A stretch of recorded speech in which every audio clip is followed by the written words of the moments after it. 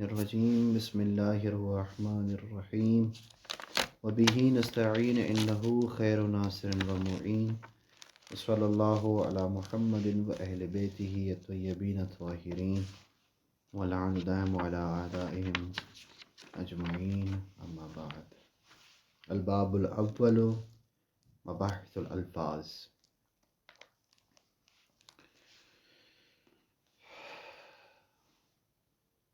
باب میں داخل ہونے سے پہلے چند چیزیں مقدمتاً ذکر کرنا ضروری سمجھتے ہیں کہ ہر علم، جو بھی علم جس پر بھی لفظ علم کا اطلاق ہوتا ہے، اس میں تین چیزوں کا ہونا بہت ضروری ہے۔ پہلا، اس علم کا موضوع کیا ہے۔ دوسرا، اس علم کے مسائل کیا ہیں۔ تیسرا، اس علم کے مبادی کیا ہیں۔ توجہ فرمائی آپ نے جی۔ ہر علم کے لیے موضوع، مسائل اور مبادی کا ہونا ضروری ہے۔ اب مختصراً تعارف کرواتے ہیں کہ موضوع کسے کہتے ہیں۔ موضوع کہتے ہیں ما یبحث عنہ عن عوارضہ الذاتیہ، ما یبحث فیہ عن عوارضہ الذاتیہ، کہ ہر علم کا موضوع وہ چیز ہوتی ہے جس کے عوارض ذاتیہ سے بحث کی جائے۔ مثال کے طور پر علم نحو کا موضوع کیا ہے؟ کلمہ اور کلام۔ یہ کلمہ اور کلام دو ایسی عارضی چیزیں ہیں جو ہر لفظ پر پائی جاتی ہیں اور وہ اس کی ذاتی ہیں۔ ٹھیک ہے جی۔ تو عوارض ذاتیہ سے بحث کرنے، اس کو کیا کہتے ہیں؟ یہ موضوع ہے اس علم کا۔ ٹھیک اسی طرح علم منطق کے لیے ہم نے پہلے آپ کو ذکر کیا کہ موضوع کیا ہے اس کا، یا حجت یا معرف، یا تصور یا تصدیق، ان دو سے خالی نہیں ہے۔ ٹھیک یہ بات اور ہے کہ علماء منطق کا آپس میں اختلاف ہے کہ آیا ہر علم کے لیے موضوع ہونا ضروری ہے یا موضوع ہونا ضروری نہیں ہے۔ یہ آپس میں اختلاف ہے، وہ ہم چھوڑ دیتے ہیں۔ دوسرا ہم نے کیا کہا کہ ہر علم کے لیے مسائل کا ہونا ضروری ہے۔ مسائل کیا ہوتے ہیں؟ یعنی القضایا التی یطلب بیانها فی العلوم، علوم میں جن کا بیان مطلوب ہوتا ہے، علوم میں جن کا بیان کرنا مقصود ہوتا ہے، ان کو ہی مسائل کہا جاتا ہے۔ جیسے فاعل کیا ہے نحو میں؟ فاعل مقدم ہوتا ہے، مرفوع ہوتا ہے، فعل کے بعد آتا ہے، مفعول سے پہلے آتا ہے، حذف ہوتا ہے، حذف نہیں ہوتا، اس کا نائب فاعل آ سکتا ہے۔ یہ ایک مسئلہ ہے فاعل۔ ٹھیک علم نحو کا۔ اسی طرح منطق کا ایک مسئلہ ہے برہان۔ برہان کیا ہوتا ہے، کیسے بنتا ہے، کہاں سے آتا ہے، کہاں استعمال ہوتا ہے، کہاں استعمال نہیں ہوتا ہے، کتنی اقسام ہوتی ہیں، ہر قسم کے اپنے احکامات ہیں۔ تو یہ برہان کیا ہے؟ یہ ایک مسئلہ ہے ایک علم کا۔ تو مسائل کس کو کہتے ہیں؟ القضایا التی یطلب بیانها فی العلم، وہ قضایا، وہ مسائل، وہ جملے جن کا علم میں بیان کرنا مطلوب ہو۔ اور تیسری علم کے لیے ضروری چیز کون سی ہے؟ مبادی کا ہونا۔ مبادی کسے کہتے ہیں؟ یعنی علم کے مسائل جن چیزوں پر موقوف ہوں۔ فاعل کا مسئلہ جس چیز پر موقوف ہو، اور منطق میں آئے تو برہان کا مسئلہ جو ہے، برہان والا مسئلہ، یہ جس چیز پر موقوف ہو اس کو ہم مبادی کہتے ہیں۔ پھر ان مبادی کی دو قسمیں، ایک دفعہ مبادی تصوری ہوتے ہیں، ایک مرتبہ مبادی کیا ہوتے ہیں؟ تصدیقی ہوتے ہیں۔ یہ ذکر کرنا بہت ضروری سمجھتے ہیں کیونکہ یہ چیزیں اکثر دوستوں کو معلوم نہیں ہیں۔ تو ہر مسئلے کے لیے مبادی کا ہونا ضروری ہے۔ اور مبادی کتنے قسم کے ہوتے ہیں؟ دو۔ ایک مبادی ہوتے ہیں تصوری، ایک مبادی ہوتے ہیں تصدیقی۔ مبادی تصوری کسے کہتے ہیں؟ یعنی ہی حدود الموضوعات و حدود اجزاء الموضوعات و حدود جزئیات الموضوعات و حدود اعراض الموضوعات۔ مبادی تصوریہ چار چیزوں کا نام ہے: موضوع کی تعریف، موضوع کے اجزاء کی تعریف، موضوع کے جزئیات کی تعریف، موضوع کے اعراض کی تعریف۔ یعنی معرف مبادی تصوریہ ہوتے ہیں۔ ہر چیز جو موضوع میں، مسئلے کے موضوع میں بیان کی جاتی ہے، اس موضوع کی حد کیا ہے، تعریف کیا ہے، اس موضوع پر جو جزئیات منطبق ہوتی ہیں ان کی تعریف کیا ہے۔ تو بیسیکلی بنیادی طور پر مبادی تصوریہ کس کو کہتے ہیں؟ تعریف کو کہتے ہیں۔ اور مبادی تصدیقیہ کسے کہتے ہیں؟ کہتے ہیں کہ مبادی تصدیقیہ ان مقدمات کو کہتے ہیں جو بن نفس ہی یا واضح ہو یا بن نفس ہی واضح نہ ہو، ان کو واضح کیا جائے۔ مبادی تصدیقیہ کہ پھر کتنے قسم بنے؟ دو، یا بن نفس ہی واضح ہوں گی جس کو ہم بدیہیات کہتے ہیں، یا بن نفس ہی واضح نہیں ہوں گی جس کو ہم نظریات کہتے ہیں۔ واضح ہے؟ جی۔ علم منطق میں توجہ فرمائیے گا، یہ چیز جو ہے وہ ضروری کر سے علم منطق میں ان مبادی تصوریہ اور تجزیہ کے بارے میں ہم سیکھتے ہیں کہ ہر علم میں جو مبادی تصوریہ یعنی حدود، رسم، تعریف، تقسیم، یہ ہم جو ذکر کرنی ہوتی ہے وہ ہم کہاں سے سیکھیں گے؟ وہ قانون کہاں سے آئے گا کہ اس کے مبادی کون کون سے ہیں؟ یہ ہمیں منطق سے۔ اور تصدیقی مبادی کہاں سے بنتے ہیں اور یہ بن نفسی واضح کون کون سے ہوتے ہیں؟ ہمیں کہاں سے پتا چلے کہ مبادی تصدیقیہ کون سے واضح ہوتے ہیں، کون سے غیر واضح ہوتے ہیں؟ یہ ہمیں منطق بتائے گی۔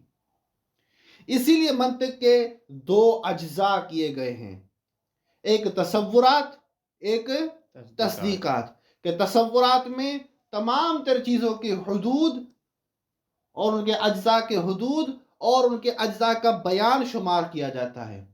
کہ دیکھیں آپ لفظ کی کتنی اقسام ہیں۔ اگر آپ موضوع ایک اٹھاتے ہیں تو موضوع میں کیا ہوتے ہیں؟ مسائل۔ مسائل میں کیا ہوتے ہیں؟ خود موضوع اور محمول۔ ایک مسئلہ ایک قضیہ ہوتا ہے، قضیے میں کیا ہوتا ہے؟ ایک موضوع ہوتا ہے، ایک محمول ہوتا ہے، ایک مبتدا ہوتی ہے، ایک خبر ہوتی ہے۔ مبتدا اور خبر قضیے کے دو حصے ہوتے ہیں۔ جب تک ان مبتدا اور خبر کی تعریف آپ کو پتہ نہ ہو تو آپ کے لیے آگے بڑھنا مشکل ہو جائے گا۔ اسی لیے منطقی حضرات نے، جیسے صاحب شمسیہ نے،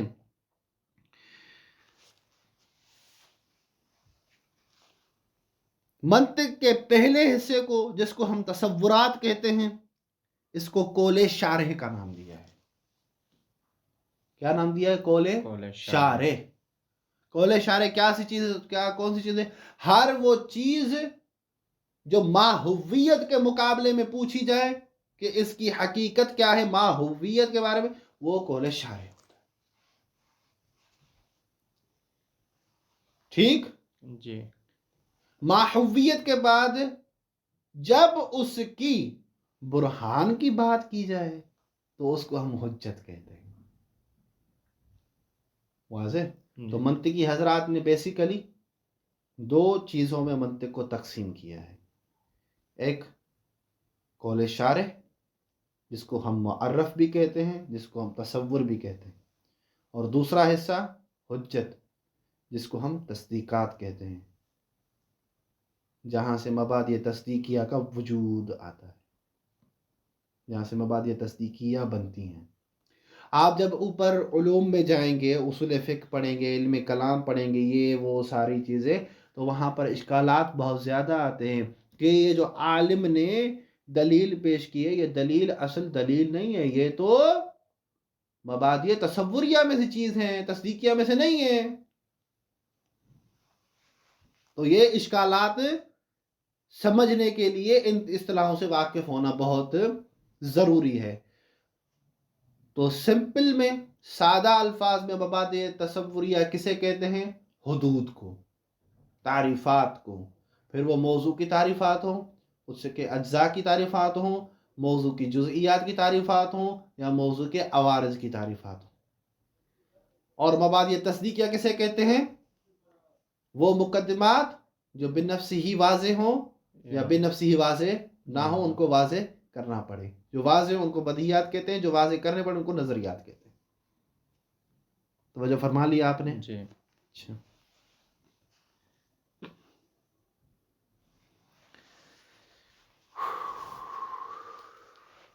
دوسری چیز جو ذکر کرنا ضروری سمجھتے ہیں وہ یہ کہ منطق کا تعلق کون سے عالم سے ہے؟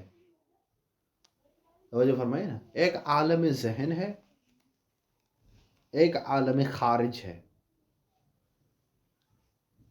ٹھیک؟ عالم خارج کو سمجھنے کے لیے جس علم کو ہم پڑھتے ہیں اسے فلسفہ کہتے ہیں، کہ اس میں بحث کی جاتی ہے موجود بما ہو موجود فی الخارج، ٹھیک؟ جی۔ الموجود بما ہوا موجود سے بحث کرتے ہیں، جس کو معقول اول کہتے ہیں۔ توجہ فرمائیے گا، جبکہ منطق میں ہم بحث کرتے ہیں عالم ذہن سے۔ عالم ذہن کی چیزیں ہیں یہ ساری، منطق جو ہے وہ عالم ذہن سے تعلق رکھتی ہے۔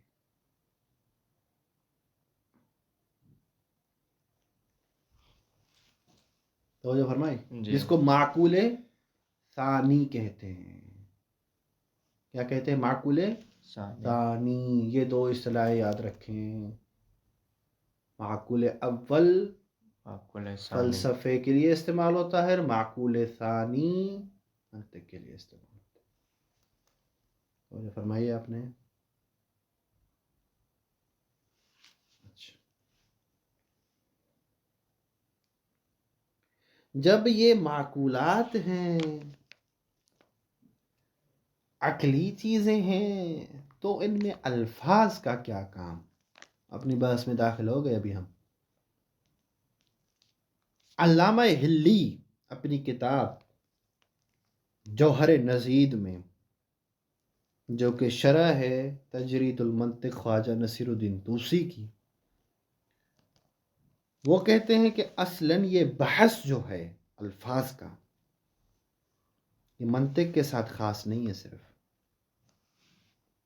بلکہ ہر وہ علم جس میں الفاظ کے ساتھ بحث کی جاتی ہے، کیوں؟ تاکہ وہ معانی کو حاصل کرائیں، وہ معانی کو حاصل کرائیں اور معانی کو کسب کرنے میں مدد کریں۔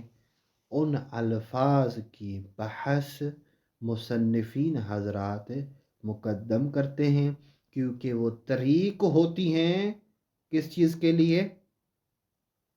معانی کو حاصل کرنے کے لیے۔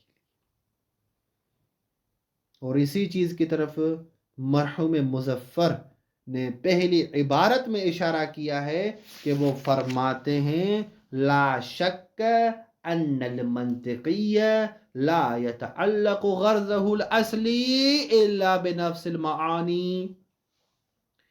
منطقی کی غرض اصلی جو ہے وہ الفاظ کے ساتھ نہیں ہوتی، وہ معانی کے ساتھ ہوتی ہیں، ٹھیک؟ جی۔ منطقی کی غرض کیا ہوتی ہے؟ الفاظ نہیں ہوتے ان کی غرض، کہ وہ الفاظ میں بیٹھ کر بحث کرے کہ یہ لفظ جو ہے، یہ لفظ اسم ہے، فعل ہے، حرف ہے، جیسے ابھی ہم نے پڑھا، معرب ہے، مبنی ہے، معرفہ ہے، نکرہ ہے، مقدم ہوگا، متأخر ہوگا، فاعل ہے، مفعول ہے، مرفوع ہے، منصوب ہے۔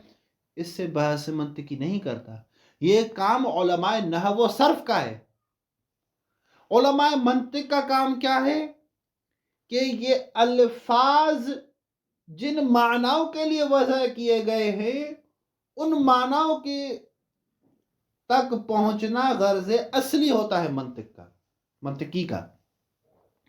منطقی کا اصلی غرض کیا؟ منطقی کی اصلی غرض کیا ہوتی ہے؟ معنی تک پہنچنا، معنی حاصل کرنا۔ منطقیوں کے الفاظ سے کوئی بھی تعلق نہیں ہے. جب منطقیوں کے الفاظ سے کوئی تعلق نہیں ہے تو آپ نے مباحث الفاظ کیوں ذکر کیے ہیں؟ کہتے ہیں اس لیے کیونکہ ان معانی تک پہنچنے کے لیے ممر، راستہ، واسطہ، وسیلہ اور افہام و تفہیم کا طریقہ یہی الفاظ ہے. توجہ فرمائی آپ نے؟ جی. اچھا، اسی لیے ملا عبداللہ یزدی اپنی کتاب الحاشیہ علی التہذیب میں لکھتے ہیں کہ منطقی کی نظر بالذات صرف اور صرف معرف اور حجت ہوتی ہے، اور یہ معرف اور یہ حجت یہ معانی کے قبیل میں سے ہیں، نہ کہ الفاظ کے قبیلے میں سے. توجہ فرمائی؟ جی. معرف اور حجت معانی کے قبیل میں سے ہے، الفاظ کے قبیل میں سے نہیں ہے. ٹھیک ہے؟ جب الفاظ کے قبیل سے نہیں ہے، معانی کے قبیل سے ہے، تو یہ معانی ایک مرتبہ آپ کے ذہن میں ہوتی ہیں، ایک مرتبہ خارج میں ہوتی ہیں. جو ذہنی معانی سے بحث کرے وہ علم منطق ہوتا ہے، جو خارجی معانی سے بحث کرے وہ فلسفہ. توجہ فرمائی آپ نے؟ جی. اچھا،